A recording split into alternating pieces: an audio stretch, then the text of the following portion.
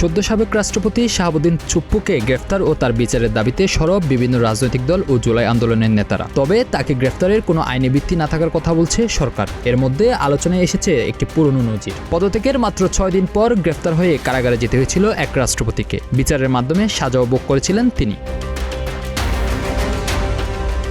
পদত্যাগের পরপরই কারাবন্দী হওয়া সেই রাষ্ট্রপতির নাম হোসেইন মোহাম্মদ এরশাদ। 1990 সালে গণঅভ্যুত্থানের মুখে পদত্যাগে বাধ্য হয়েছিলেন দেশের ইতিহাসের প্রথম স্বৈরশাসক হিসেবে কুখ্যাতি পাওয়া এই রাষ্ট্রপতি। 1990 সালের 6 ডিসেম্বর পদত্যাগ করা এরশাদ 12 ডিসেম্বর গ্রেফতার হন পুলিশের হাতে।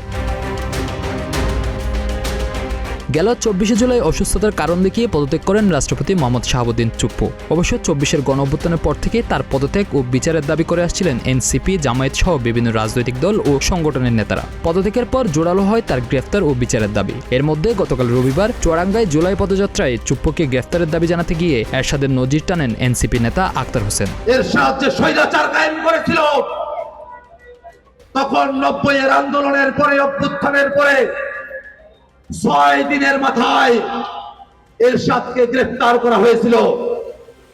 এরশাদ তো রাষ্ট্রপতির পদ থেকে 6 দিনের মাথায় যদি গ্রেফতার হতে পারে, যদি আমাদের অতীতের প্রেসিডেন্ট থেকে থাকে, অতীতের যদি নজির থাকে, সে নজির থাকা সত্ত্বেও এমন ধরনের কথা বলা একটা মূর্খতার শামিল।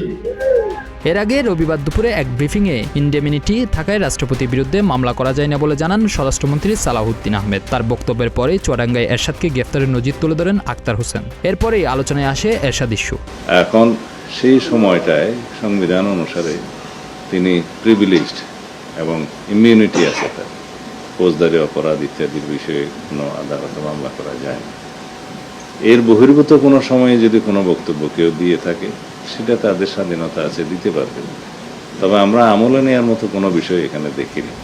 1981 সালের 30 মে রাষ্ট্রপতি জিয়াউর রহমান নিহতের পর দৃশ্যপটে আসেন এরশাদ। 1982 সালের 24 মার্চ রাষ্ট্রপতি আব্দুস সাত্তারের সরকারকে হটিয়ে রাষ্ট্র ক্ষমতা দখল করেন। 1982 সালের 27 মার্চ বিচারপতি আবুল ফজল মোহাম্মদ আহসান উদ্দিন চৌধুরীকে রাষ্ট্রপতি হিসেবে অধিষ্ঠিত করেন তিনি। পরের বছরের 11 ডিসেম্বর আহসান উদ্দিনকে সরিয়ে নিজেই বসেন রাষ্ট্রপতির চেয়ারে। পরবর্তীতে 1986 সালের অক্টোবরে নিজের পাতানো নির্বাচনে 5 বছরের জন্য রাষ্ট্রপতি নির্বাচিত হন তিনি।